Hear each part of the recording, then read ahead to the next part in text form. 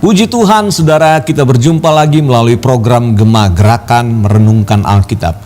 Seperti saya katakan pada hari kemarin bahwa selama satu pekan ini kita akan membahas tentang apa yang ada di dalam hati manusia, dan pembaharuan itu akan terjadi di dalam hati kita. Hati dan roh itu mendapat poin atau porsi yang penting dalam kehidupan.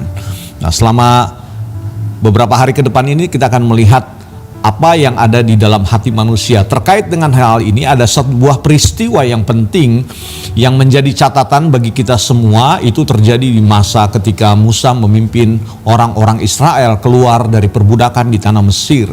Seperti kita ketahui, ketika Musa memimpin umat Israel ini atau orang-orang Israel yang hampir kurang lebih 2 juta orang banyaknya, penuh dengan berbagai macam alasan dan berbagai macam argumentasi. Saudara bisa bayangkan memimpin 1 orang saja dalam keluarga atau 2 orang, baru ada suami, istri dan anak-anak, itu bisa membuat kepala keluarga bisa pecah kepala, ya. Saudara bisa bayangkan Musa memimpin umat Israel sebanyak itu. Dahsyat, kalau bukan disertai Tuhan rasanya Musa juga bisa stres, saudara, karena Musa juga manusia. Tetapi apa kata firman Tuhan? Mari sama-sama kita membaca dalam kitab Ulangan pasalnya yang ke-8 ayatnya yang kedua, masih terkait dengan apa yang ada di dalam hati kita. Ini perintahnya. Firman Tuhan datang kepada Musa dan kemudian Musa meneruskannya kepada orang Israel pada waktu itu. Ulangan pasal yang ke-8 ayatnya yang kedua.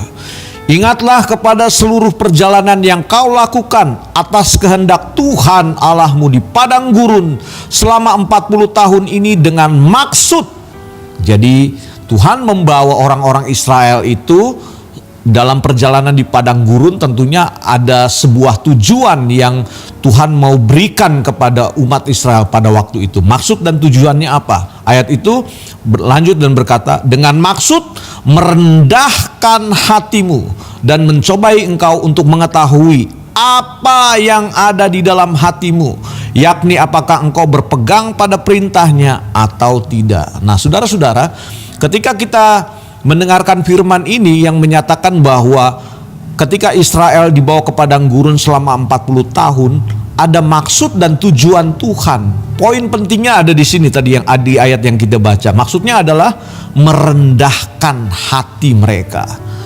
Bukankah dalam kehidupan ini juga kita seringkali dibawa Tuhan ke area padang gurun? Bukan dalam kehidupan kita mengalami kesulitan begitu rupa yang kadang-kadang kita sudah berteriak Tuhan, Tuhan, gak ada pertolongan. Kita sudah berseru kepadanya, kita sudah mengambil bagian mungkin dalam pelayanan, tetapi tidak ada jawaban sama sekali. Saudara, jangan pernah putus asa, jangan pernah tawar hatimu, karena disitulah Tuhan lagi membentuk kita menjadi pribadi-pribadi yang rendah hati. Kemudian ayat itu dilanjutkan, dan mencobai engkau untuk mengetahui apa yang ada di dalam hati. Kalau selama ini mungkin kita berkata, oh Tuhan engkau baik, oh Tuhan engkau dahsyat. Iya betul. Tetapi waktu di masa padang gurun ini, apakah kita masih berseru kepada namanya yang hebat, namanya yang dahsyat? Tuhan melihat sampai kedalaman hati kita, supaya yang ada di dalam hati kita itu akan terpancar keluar.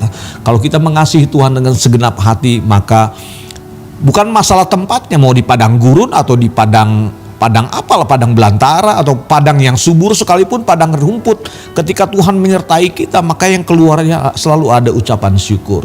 Memang ini tidak mudah secara teori, orang mungkin gampang mengatakan hal ini, tetapi waktu hidup kita mengalami suasana padang gurun, maka ketahuilah bahwa Tuhan punya maksud untuk mengetahui apa yang ada di dalam hati kita.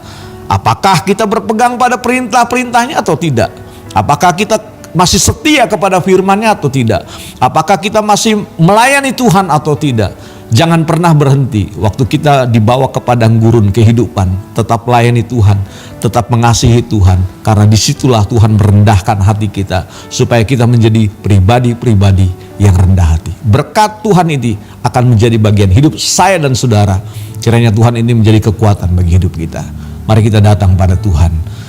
Terima kasih untuk firman-Mu yang berbicara secara tegas hari ini.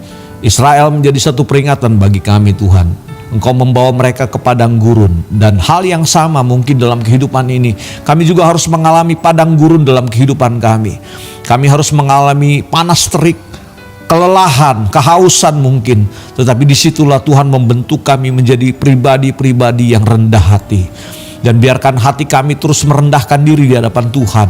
Supaya Tuhan yang dahsyat itu mengalir dalam hidup kami. Sehingga orang-orang yang ada di sekeliling kami boleh merasakan Tuhan selalu memelihara hidup kami. Terima kasih.